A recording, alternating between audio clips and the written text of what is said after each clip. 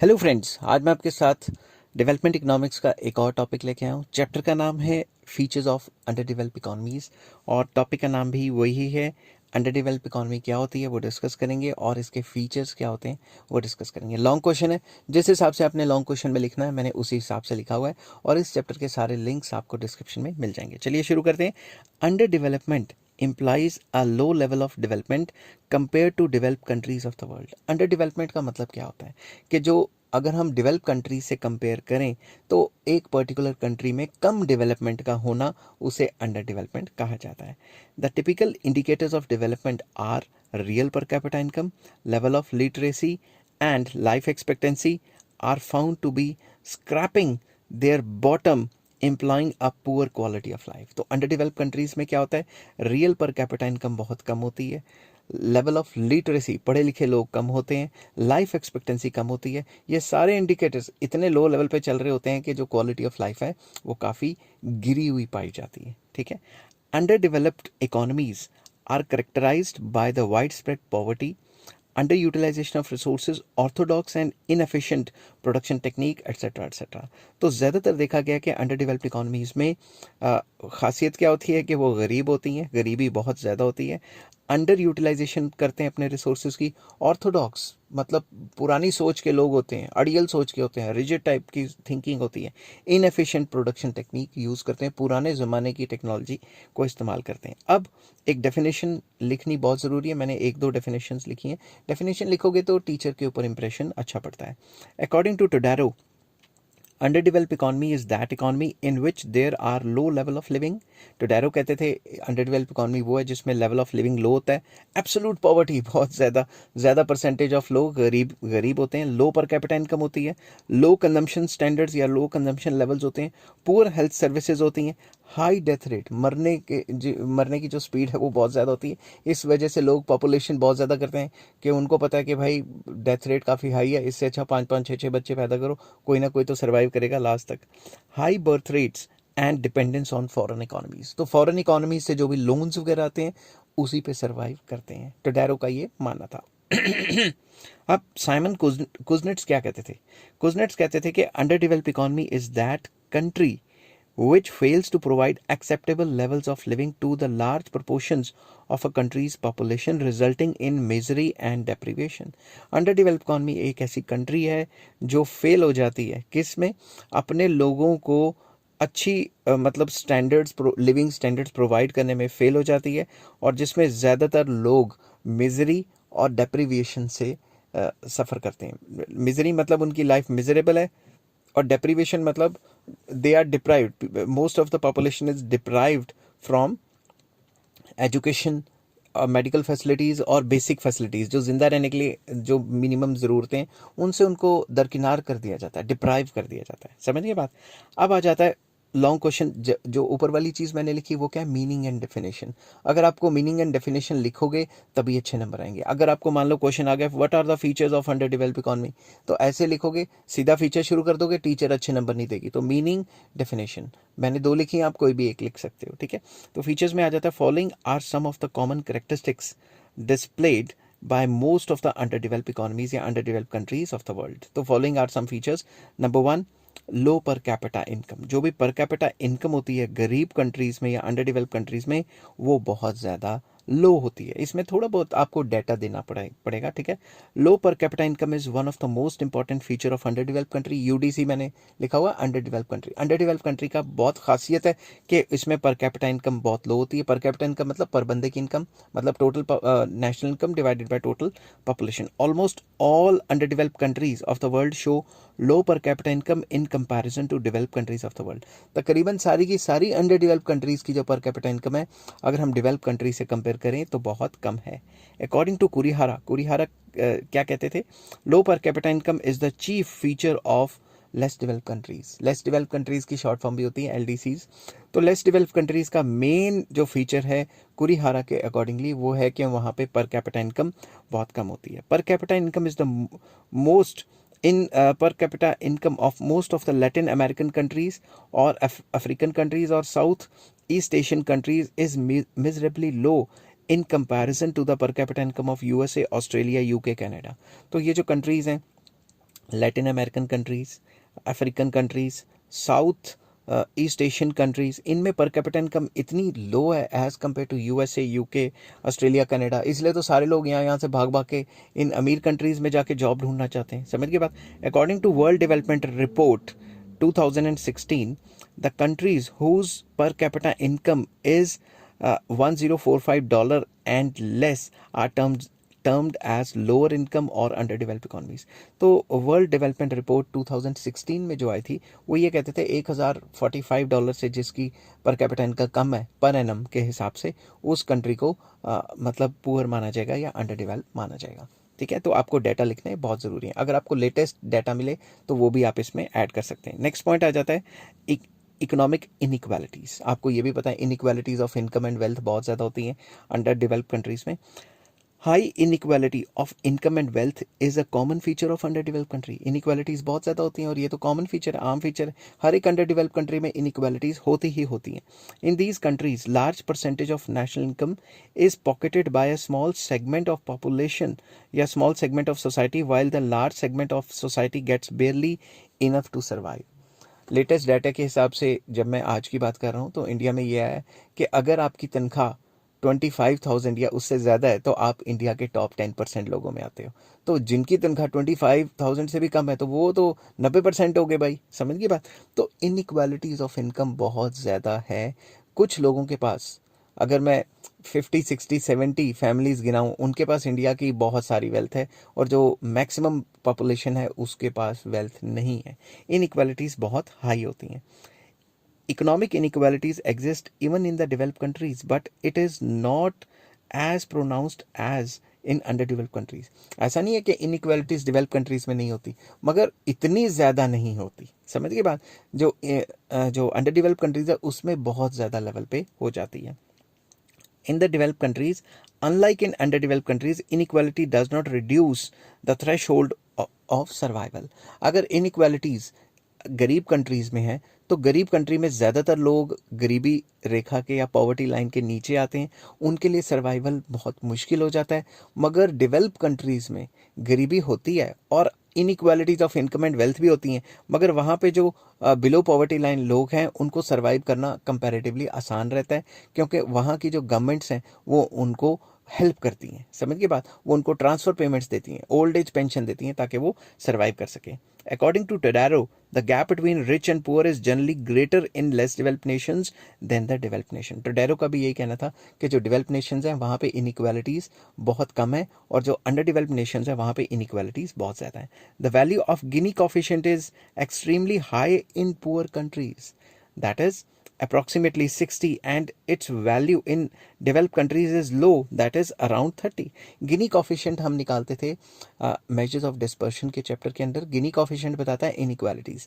जितनी ज़्यादा गिनी कोफिशिएंट की वैल्यू आएगी उतनी ज़्यादा इनइक्वालिटीज़ होंगी, और जितनी कम गिनी कोफिशिएंट की वैल्यू आएगी उतनी कम इनइक्वालिटीज़ होंगी। तो जो डेवलप कंट्रीज़ हैं उसमें गिनी कोफिशिएंट की वैल्यू अराउंड 30 आ रही है, ठीक है, और जो अंडर डेवलप कंट्रीज़ हैं, पुअर कंट्रीज़ हैं, उनमें 60 आ रही है। मतलब वहाँ पे इनइक्वालिटीज़ बहुत ज़्यादा हैं। नेक्स्ट आ जाता है level of living. Level of living, standard of living, कुछ भी पॉइंट लिख सकते हो। तो अगला आ जाता है level of living in the less developed countries is low because of low per capita income and it continues to be almost stagnant over the years because of slow growth of per capita income consequently upon the high growth rate of population and low growth rate of output। तो ये कहता है लोगों के standard of living बहुत लो होते हैं। लो इसलिए होते हैं कि पर कैपिटा इनकम लो है। एक तो पर कैपिटा इनकम लो होती है और over the period of time पर कैपिटा इनकम स्टेगनेंट रहती है। ग्रोथ तो क्या ही होनी है, स्टेगनेंट रह जाती है। ठीक है, तो पर कैपिटा इनकम के स्टेगनेंट रहने के वजह क्या है? क्योंकि अंडर डेवलप्ड कंट्रीज़ में पॉपुलेशन काफ़ी तेज़ी से बढ़ती है और growth rate of output, population तेज़ी से बढ़ रही है, आउटपुट इतनी तेज़ी से नहीं बढ़ रही। According to professor Cairncross, under developed countries are the slums of the world. कुछ इकोनॉमिस्ट ने तो ये कह दिया जो अंडर डेवलप्ड कंट्रीज़ हैं वो पूरे वर्ल्ड का एक स्लम है, बस्ती है। समझ की बात।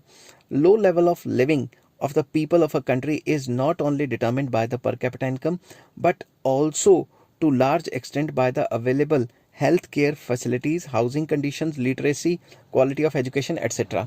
तो कुछ इकोनॉमिस्ट का ये मानना है कि पर कैपिटा इनकम लो है, इससे नहीं हम कह सकते कि कंट्री अंडर डेवलप्ड है। पर कैपिटा इनकम लो के साथ साथ जो हेल्थ केयर फैसिलिटीज़ है, हाउसिंग फैसिलिटीज़ हैं, लिटरेसी रेट है, क्वालिटी ऑफ लाइफ है या क्वालिटी ऑफ एजुकेशन है, ये सारी चीज़ें मिक्स होकर बताती हैं कि हमारा स्टैंडर्ड ऑफ लिविंग क्या है। और अगर ये सारी चीज़ें लो है तो स्टैंडर्ड ऑफ लिविंग लो ही होगा। In all these aspects under developed countries are far behind the developed countries. तो ये जो अबव पॉइंट्स बताए मैंने, मतलब पर कैपिटा इनकम लो है, हेल्थ फैसिलिटी नहीं है, एजुकेशन फैसिलिटीज़ नहीं है, हाउसिंग कंडीशन ख़राब है, एजुकेशन का बेड़ा गर्क हुआ पड़ा है, इन सारी चीज़ों को कंक्लूड करें तो जो डेवलप्ड कंट्रीज़ हैं वो फार अहेड हैं as compare to under developed countries. In India, Kenya and Bangladesh, the average consumption of calories is 2400, 2100 and 2000 respectively. On the other hand, in developed countries like USA, France, UK, the per capita daily consumption of calories are 3600, 42, 3500, 93 and 3270 respectively. तो कुछ लोग standard of living को उससे भी compare करके देखते हैं किसे, कैलोरी कंजम्पशन से। तो जो अंडर डेवलप कंट्रीज़ हैं उसमें कैलोरी कंजम्पशन 2000 के आसपास हैं, और जो डेवलप कंट्रीज़ हैं उसमें 3000 प्लस हैं। तो जितनी ज़्यादा कैलोरीज खाएंगे वो उतने ज़्यादा वो दिमाग भी तो चलेगा ना, उतने ज़्यादा एफिशिएंट भी तो होंगे ना, काम भी तो ज़्यादा कर पाएंगे। और अगर कैलोरीज ही नहीं खाएंगे थक जाएंगे, एफिशिएंट नहीं होंगे। ह्यूमन डेवलपमेंट इंडेक्स, जिसको HDI कहा जाता है, of under developed countries is low, that is around 0.3, and for developed countries it is around 0.8 और मोर।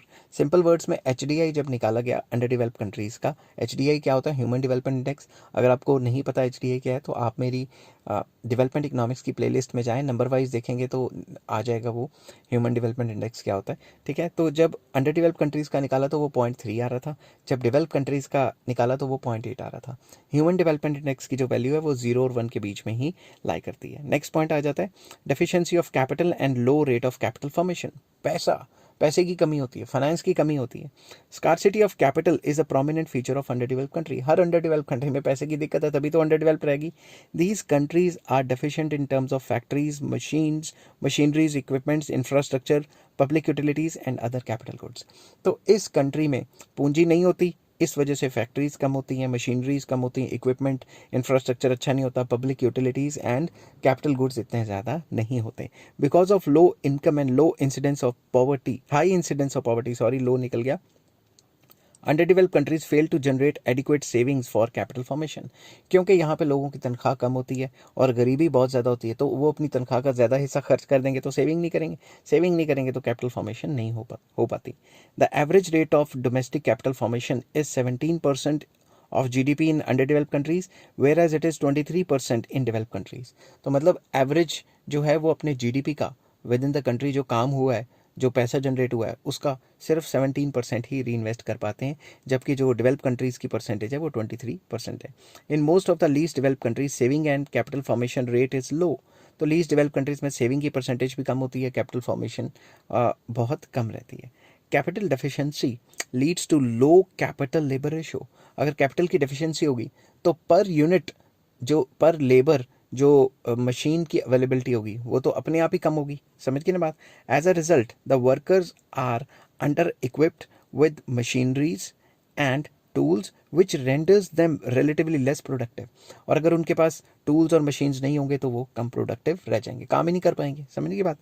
Shortage of capital in both is both a cause and effect of low productivity which is responsible for vicious circle of poverty in underdeveloped countries। तो shortage होती है capital की, जिसकी वजह से ये जो शॉर्टेज ऑफ कैपिटल है ये कॉज भी है और इफेक्ट भी है विशियस सर्कल ऑफ पॉवर्टी का। अंडर डेवलप्ड कंट्रीज में पैसा ही नहीं होएगा तो फिर वो मशीन नहीं खरीदेंगे, मशीन नहीं खरीदेंगे तो फिर फर्दर काम नहीं करेंगे, काम लो होगा तो फिर फर्दर गरीब हो जाएंगे, तो ऐसे विशियस सर्कल ऑफ पॉवर्टी घूमता रहता है। नेक्स्ट आ जाता है बैकवर्ड टेक्निक्स ऑफ प्रोडक्शन। जो टेक्निक्स ऑफ प्रोडक्शन होते हैं अंडर डेवलप्ड कंट्रीज़ में वो काफ़ी बैकवर्ड होते हैं। Under developed countries are characterized to be technologically backward. क्यों?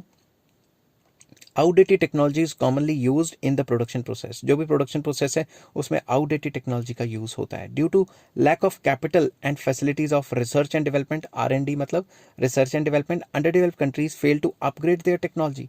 क्योंकि उनके पास इतना पैसा, इतनी मशीनरी नहीं होती कि वो रिसर्च एंड डेवलपमेंट कर सकें। That is why under developed countries में टेक्नोलॉजी पुरानी ही रहती है। Consequently low efficiency and high cost of production are common features of their production process. इस वजह से उनकी टेक्नोलॉजी पुरानी होती है, इस वजह से वो क्या करते हैं, इस वजह से उनकी जो कॉस्ट ऑफ प्रोडक्शन है वो काफ़ी ज़्यादा हाई रहती है। समझ की बात। These countries are high cost areas, यहाँ पे कॉस्टिंग बहुत ज़्यादा पड़ती है क्योंकि यहाँ पे एडवांस टेक्नोलॉजी से काम नहीं होता। Despite low rate of wage rate या wages, whereas develop countries are low cost area despite high rate of wages. तो जो अंडर डेवलप कंट्रीज़ हैं वहाँ पे वेजेस कम होती हैं, फिर भी यहाँ कॉस्ट ऑफ प्रोडक्शन हाई रहती है। और जो डेवलप कंट्रीज़ हैं यहाँ पे जो वेजेस हैं वो हाई हैं, फिर भी ये जो यूनिट प्रोड्यूस कर रहे हैं उसकी कॉस्ट ऑफ प्रोडक्शन कम रहती है। नेक्स्ट पॉइंट आ जाता है high growth rate of population and dependency ratio. मतलब डिपेंडेंसी बर्डन बहुत ज़्यादा होता है और ग्रोथ रेट ऑफ पॉपुलेशन तो पॉपुलेशन एक्सप्लोजन ही होती है एक टाइप की, ठीक है। Most of the under develop countries are experiencing a high population growth rate compare to develop countries. Population उनमें काफ़ी तेज़ी से बढ़ रही है। In underdeveloped countries, population has been growing at the rate of 1.3% per annum, whereas in developed countries, growth rate is around 0.6%. तो underdeveloped countries में हर साल 1.3% population ज़्यादा आ जाती है। जितनी भी population है उसका 1.3% और पैदा हो जाता है, बल्कि ये रेशो 0.6% है डेवलप कंट्रीज़ के लिए। Consequently, increase in production is not reflected in as increase in per capita income और consumption per capita. Simple words में पॉपुलेशन काफ़ी तेज़ी से बढ़ेगी तो अगर आउटपुट बढ़ा भी देंगे तो उसका कोई फ़र्क ही नहीं पड़ेगा, तो पर कैपिटा इनकम बढ़ ही नहीं पाएगी। प्रोडक्शन बढ़ती है मगर पॉपुलेशन उससे ज़्यादा बढ़ जाती है। समझिए बात। High growth rate of population in under developed countries caused by high is caused by high birth rate. Simple words में ग्रोथ रेट पॉपुलेशन की अंडर डेवलप्ड कंट्रीज में हाई है क्योंकि बर्थ रेट बहुत ज़्यादा हाई है। पॉपुलेशन की जो पैदा होने की स्पीड है वो बहुत ज़्यादा है, इस वजह से पॉपुलेशन काफ़ी ज़्यादा है। इन under developed countries birth rate ranges between 30 to 40 per thousand of population, whereas in the developed countries it varies between 10 to 13 per thousand। तो जो अंडर डेवलप्ड कंट्रीज हैं वहाँ पे 30 to 40 पर थाउजेंड है पॉपुलेशन की, और जो अंडर डेवलप्ड कंट्री जो डेवलप्ड कंट्रीज हैं उसमें 10 to 13% ही है, तो काफ़ी कम है, ठीक है। In underdeveloped countries, percentage of children and adolescents in the total population is extremely high due to high rate of population growth. इसमें क्या होता है, जो पॉपुलेशन है वो काफ़ी ज़्यादा है एडोलसेंट्स की, एडोलसेंट्स और चिल्ड्रन की जो पॉपुलेशन है वो काफ़ी हाई है। जितनी ज़्यादा पॉपुलेशन हाई रहती है, दिमाग से सोचो, जितनी ज़्यादा पॉपुलेशन हाई होगी उतनी डिपेंडेंट पॉपुलेशन काफ़ी ज़्यादा होगी। और अगर डिपेंडेंट पॉपुलेशन ज़्यादा है और कमाऊ पॉपुलेशन कम है और डिपेंडेंट पॉपुलेशन ज़्यादा है तो फिर आपको पता ही है कमाने वाले कम हैं और खाने वाले ज़्यादा हैं। According to United Nation Organization demographic year book, persons in the age of 0 to 15 years constitute more than 40% of the total population in underdeveloped countries, as against 25% in USA and 23% in UK। अब आप खुद सोचो, जो under developed countries हैं उसमें जो 40% population है उनका जो उम्र है वो 0 to 15 ईयर्स है। तो अब आप खुद सोचो 0 to 15 ईयर्स में 40% है तो 40% तो देश में लोग कमाते ही नहीं। तो अगर नहीं कमाएंगे तो कमाने वाली जो पॉपुलेशन है वो कम रह जाती है, डिपेंडेंसी बर्डन काफ़ी हाई हो जाता है। This implies a high dependency ratio in under developed countries. Under developed countries में खाने वाली पॉपुलेशन, बैठ के खाने वाली पॉपुलेशन ज़्यादा है और कमाने वाली पॉपुलेशन कम है। नेक्स्ट आ जाता है लो प्रोडक्टिविटी ऑफ लेबर। जो लेबर की जो प्रोडक्टिविटी है वो काफ़ी ज़्यादा लो है, एफिशिएंसी काफ़ी लो है। Productivity of labour in under developed countries as compare to the developed countries is also low. तो productivity of labour is low in under developed countries. Under developed countries में जो एफिशिएंसी है वो काफ़ी कम है। Per capita production both in agriculture and industries is very low. चाहे agriculture की बात करो चाहे इंडस्ट्री की बात करो, वहाँ पे क्या है, पर कैपिटा मतलब पर बंदा जो काम कर रहा है, पर कैपिटा आउटपुट जो है वो काफ़ी लो है। Productivity of labour depends upon the availability of capital, efficient management, health, education of the workers, wage rate etcetera. जो भी प्रोडक्टिविटी है कि एक बंदा कितना काम करेगा वो किस पे डिपेंड करती है कि कैपिटल कितना है, मशीनरी कितनी अवेलेबल है, ठीक है, एफिशिएंट मैनेजमेंट है कि नहीं है, हेल्थ एंड एजुकेशन क्या है वर्कर की, और उसको तनख्वाह कितनी देते हैं। जो डेवलप कंट्रीज़ होती हैं उनमें ये सारी की सारी चीज़ें काफ़ी हाई होती हैं, इसलिए उनकी जो प्रोडक्टिविटी है वो बहुत ज़्यादा होती है। मगर अंडर डेवलप कंट्रीज़ में ये चीज़ें काफ़ी लो पाई जाती हैं। समझ के बात। In under develop countries all these factors are inadequate. ये फैक्टर्स तो होते ही नहीं है। In fact low standard of living of the population and low productivity of labor are both cause and effect of one another in underdeveloped countries. तो underdeveloped countries में low standard of living रहते हैं तो low productivity होती है, और अगर low productivity है तो तनख्वाह इतनी नहीं कमा पाएंगे तो standard of living फिर low हो जाएंगे, तो low standard of living होंगे तो फिर से low productivity हो जाएगी. तो ये vicious circle type है, ठीक है.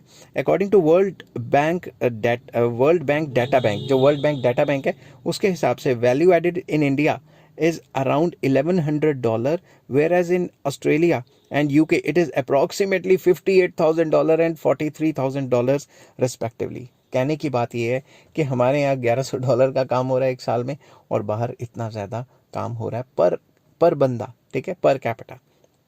नेक्स्ट आ जाता है under utilize natural resources. Under develop countries के पास नेचुरल रिसोर्सेज होते हैं मगर उसके पास वो साधन नहीं होते, वो फैसिलिटीज़ नहीं होती कि वो अपने रिसोर्सेज को फुली यूटिलाइज कर पाए, नेचुरल रिसोर्सेज को, ठीक है. तो इसमें मैंने लिखा है another main feature of under develop country is that their natural resources that is land, minerals, forest, water etcetera are under utilized, ठीक है. According to Meier and Baldwin, generally the poor countries possess resources but the resources are unutilized, underutilized और misutilized. तो जो मायर and Baldwin है वो कहते हैं कि पुअर कंट्रीज़ या अंडर डेवलप कंट्रीज़ के पास भी रिसोर्सेज होते हैं मगर या तो उनके रिसोर्सेज को अनयूटिलाइज छोड़ दिया जाता है या फिर अंडर यूटिलाइज होते हैं या फिर मिस यूटिलाइज होते हैं. समझ की बात.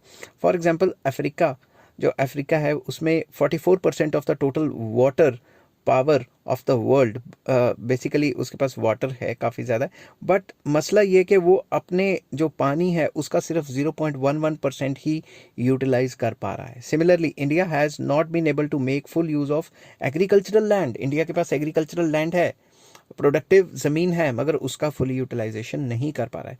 Water resources and mineral resources भी इंडिया के पास हैं जिसका कि फुल यूटिलाइजेशन अभी तक नहीं हो पाया है. नेक्स्ट है large scale open as well as disguised unemployment. Open unemployment मतलब काम करना चाहते काम ही नहीं है पूरे साल. डिस्गाइज्ड अनएम्प्लॉयमेंट मतलब जहाँ 4 बंदे चाहिए वहाँ 10 बंदे लगे हुए हैं, तो एफिशिएंसी और ज़्यादा गिर जाती है. Large scale open as well as disguised unemployment is yet another characteristic feature नहीं लिखना चाहिए था, मेन फीचर लिख सकते थे.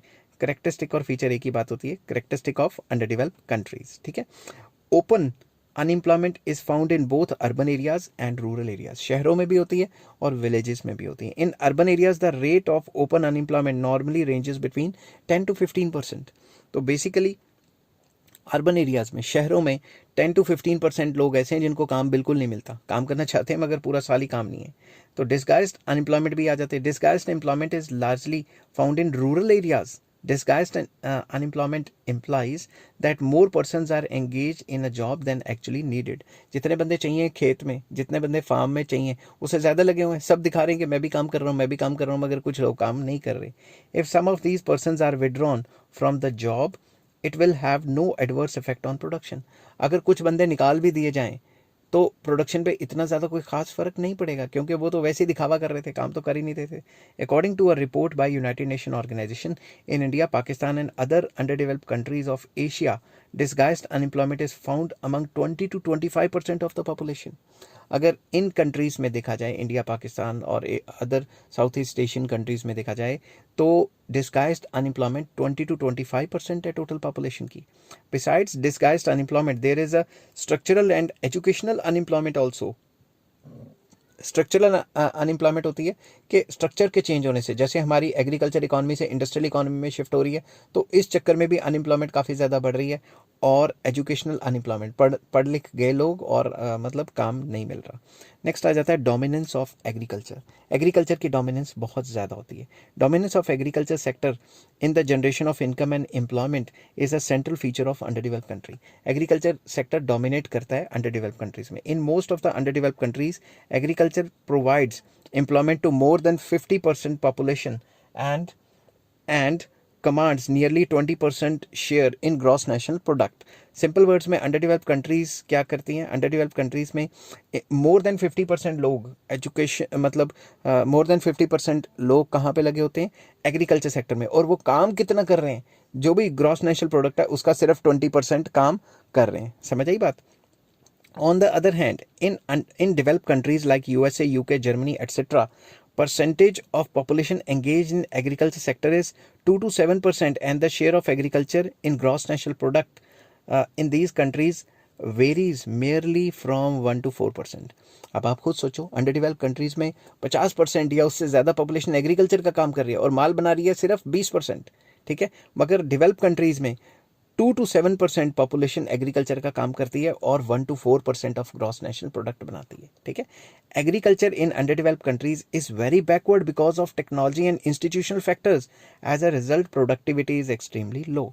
अंडर डेवलप्ड कंट्रीज में टेक्नोलॉजी जो है एग्रीकल्चर की काफ़ी बैकवर्ड रहती है, टेक्नोलॉजी की वजह से भी और जो वहाँ इंस्टीट्यूशनल फैक्टर्स हैं उनकी वजह से भी, इस वजह से उनकी प्रोडक्टिविटी काफ़ी लो रहती है। मगर अंडर डेवलप्ड कंट्रीज से अगर देखा जाए तो जो centre stage of agriculture activity है वो होता है, मतलब जितने भी अंडर डेवलप्ड कंट्रीज़ हैं उसमें सबसे मेन काम जो होता है वो एग्रीकल्चर का ही होता है। इसलिए तो जब भी इलेक्शन आते हैं सारे के सारे जो लोग हैं, मिनिस्टर हैं या फिर जो पॉलिटिशियन है, वो विलेजेस में भागते हैं रैलियां करने। क्यों? क्योंकि जो शहर में लोग रहते हैं उनको बेवकूफ़ बनाना बड़ा मुश्किल है, मगर जो विलेजेस में लोग रहते हैं उनको बेवकूफ़ बनाना काफ़ी आसान है। उनको झूठे वादे करके ऐसे ऐसा काम करके वो अट्रैक्ट कर लेते हैं। ठीक है, lack of commercial outlook keeps agriculture in a state of backwardness. क्योंकि कोई कमर्शियल आउटलुक नहीं है, ज़्यादातर मोस्ट ऑफ द कंट्रीज़ में अंडर डेवलप्ड कंट्री एक सबसिस्टेंस फार्मिंग है। सबसिस्टेंस फार्मिंग का मतलब होता है कि प्रोडक्शन फॉर सेल्फ कंजम्पशन। वो मार्केट में बेचने के लिए नहीं कमाते, वो कहते हैं ठीक है यार हम अपने लिए उगा रहे हैं, काम खत्म, तो थोड़ा बहुत ही मार्केट में बेचते हैं। कमर्शियल आउटलुक के हिसाब से उसको नहीं देखा जाता, इसलिए बैकवर्ड भी रह जाता है। नेक्स्ट आ जाता है हाई इंसिडेंस ऑफ पॉवर्टी। ये तो आपको पता है गरीबी बहुत ज़्यादा होती है। Poverty both in absolute and relative terms is found in epidemic proportion in under developed countries. तो बेसिकली बहुत ज़्यादा पॉवर्टी होती है। A large percentage of population in these countries is confronted with miserable and inhuman conditions of life। बहुत ज़्यादा बुरा हाल होता है, सिंपल वर्ड्स में इनका मिजरेबल तरीके से जी रहे होते हैं। Low level of per capita income या low per capita income and huge inequalities of income and wealth are principal factors behind the absolute and relative poverty. जो एब्सोल्यूट पॉवर्टी है या रिलेटिव पॉवर्टी, उसका मेन वजह होती है कि inequalities बहुत ज़्यादा हैं और जो है पर कैपिटा इनकम काफ़ी लो है। Absolute poverty refers to a state of deprivation from basic human needs in terms of food, clothing and shelter. Absolute poverty का मतलब ये होता है कि भाई रोटी कपड़ा मकान के भी लाले पड़े हुए हैं, उनके पास ये चीज़ें भी नहीं ईजिली उनको अवेलेबल। ठीक है, नेक्स्ट आ जाता है इंफ्रास्ट्रक्चरल बैकवर्डनेस। तो ये भी एक इंपॉर्टेंट चीज़ है कि अंडर डेवलप कंट्रीज़ में इंफ्रास्ट्रक्चर इतना अच्छा नहीं होता। Economic infrastructure that is energy, transport, communication as well as social infrastructure, जिसमें कि एजुकेशन, हेल्थ, हाउसिंग फैसिलिटी आ जाती है, are almost at their bottom in least develop countries. जो इकोनॉमिक इंफ्रास्ट्रक्चर है जैसे बिजली, ट्रांसपोर्ट, कम्युनिकेशन, सोशल इंफ्रास्ट्रक्चर जैसे एजुकेशन, हेल्थ, हाउसिंग, ये बेड़ा गर्क हुआ पड़ता है, मतलब बेड़ा गर्क हुआ पड़ा होता है इस पूरे के पूरे सेक्टर्स का, मतलब इंफ्रास्ट्रक्चर अच्छा नहीं होता सिंपल वर्ड्स में। Consequently actualization of potential growth fails to ramp up, मतलब जितनी पोटेंशियल होता है उनके अंदर, कंट्रीज़ के अंदर डेवलप होने का, वो ख़त्म हो जाता है। ठीक है, poor infrastructure hampers the inducement to invest and low investment implies a low rate of growth and development. और अगर पुअर इंफ्रास्ट्रक्चर है तो उससे क्या होगा, इंड्यूसमेंट टू इन्वेस्ट नहीं होगी और लो इन्वेस्टमेंट की वजह से लो ग्रोथ एंड डेवलपमेंट होगी। इंफ्रास्ट्रक्चर नहीं होगा, कौन इन्वेस्टमेंट करेगा? इन्वेस्टमेंट नहीं करेगा तो ग्रोथ एंड डेवलपमेंट और ज़्यादा कम रह जाएगी। ठीक है, ठीक है, तो उसके बाद आ जाता है next point, low level of foreign trade. Foreign trade जो होता है वो काफ़ी ज़्यादा लो लेवल का होता है। The volume of foreign trade in under develop countries is very low as compare to develop countries of the world. ठीक है, under develop countries export primary products like agriculture, minerals, crude oil, etc. and import finished goods, especially consumer goods। तो जितने भी under develop countries हैं वो बाहर से क्या मंगवाते हैं? अंडर डेवलप कंट्रीज़ बाहर से फिनिश गुड मंगवाते हैं और रॉ मटेरियल सारा एक्सपोर्ट करते हैं, क्योंकि उनके खुद के पास वो फैक्ट्रीज़ और फैसिलिटीज़ नहीं होती कि वो गुड्स बना पाएँ। Terms of trade are unfavourable to under develop countries because of their low bargaining capacity in the international market. उनकी जो टर्म्स ऑफ ट्रेड होती है वो भी कम होती है, क्योंकि उनकी इंटरनेशनल मार्केट में जो बार्गेनिंग कैपेसिटी है वो नहीं होती। Consequently besides low volume of trade, these countries often suffer from highly unfavourable balance of trade. इनकी भाई बाहर से फिनिश गुड मंगाते हैं, यहाँ से रॉ मटेरियल कम वैल्यू का भेजते हैं, बाहर से हाई वैल्यू का सामान खरीदते हैं, तो इससे क्या होता है, इनके बैलेंस ऑफ ट्रेड और बैलेंस ऑफ पेमेंट का बेड़ा गर्क हो जाता है, अनफेवरेबल रहते हैं। ठीक है, implying a situation of international dependence and vulnerability. इससे इनको बैलेंस ऑफ पेमेंट को सही करने के लिए कर्जे लेने पड़ते हैं, फिर आईएमएफ का कर्जा लेना पड़ता है, फिर आईएमएफ जो भी कंडीशनल लोन्स देता है, कंडीशंस लगाता है, वो फॉलो करनी पड़ती है। Over the years the share of under developed countries of the world has declining because of this reason. जो अंडर डेवलप कंट्रीज है उनका जो शेयर है वर्ल्ड ट्रेड में वो गिरता जा रहा है। इन 1950 share of under develop countries in the world trade was 33% and now it is only 23%। तो थोड़ा डाटा लिखना काफ़ी ज़रूरी है। नेक्स्ट आ जाता है unfavourable social political institutional and administrative structure. ये सबको पता है कि जो अंडर डेवलप कंट्रीज है उसमें ये सारी चीज़ें अच्छी नहीं होती। Social political institutional and administrative structure of under develop countries is not conducive to the growth process. जो ग्रोथ प्रोसेस के लिए जो चाहिए वो उस हिसाब से ये सारे के सारे institutional changes and political and social changes नहीं होते। अकॉर्डिंग टू प्रोफेसर गुनार मिडाल, ठीक है, the economy of under develop country has become static because of low customs and orthodox approach। तो बेसिकली वो कहते थे जो उनके जो ओल्ड कस्टम्स, लो कस्टम्स नहीं ओल्ड कस्टम्स बोलना था मुझे, शायद लो कस्टम्स निकल गया, ओल्ड कस्टम पुराने रीति रिवाज, ऑर्थोडॉक्स अप्रोच जो है इसकी वजह से जो अंडर डेवलप कंट्रीज हैं वो पिछड़ी ही रह जाती हैं। These countries are politically weak because of lack of leadership and unstable government. इन कंट्रीज में कोई स्ट्रॉन्ग गवर्नमेंट तो होती नहीं है, अनस्टेबल गवर्नमेंट होती है, कोई स्ट्रॉन्ग लीडरशिप नहीं होती, हर तीसरे दिन सरकारें चेंज होती रहती हैं। More over administrative machinery are weak, inefficient and corrupt, causing a hindrance in the path of growth process। तो जो प्रोग्रेस है उसमें काफ़ी ज़्यादा हिंड्रेंस आती है। उसकी वजह क्या है? क्योंकि जो पॉलिटिकल मशीनरी, एडमिनिस्ट्रेटिव मशीनरी है वो वीक होती है, इनएफिशिएंट होती है और करप्ट होती है। आई होप लॉन्ग क्वेश्चन के हिसाब से ये आपका काफ़ी ज़्यादा प्रिपेयर हो गया होगा। अगर आपको लॉन्ग क्वेश्चन के हिसाब से लिखना है तो आप इस तरीके से लिख सकते हैं। आई होप ये वीडियो आपको पसंद आई होगी। अगर पसंद आती है तो please like, share and subscribe. इस चैप्टर के सारे शॉर्ट क्वेश्चन के लिंक्स आपको डिस्क्रिप्शन में मिल जाएंगे। Take care, bye bye.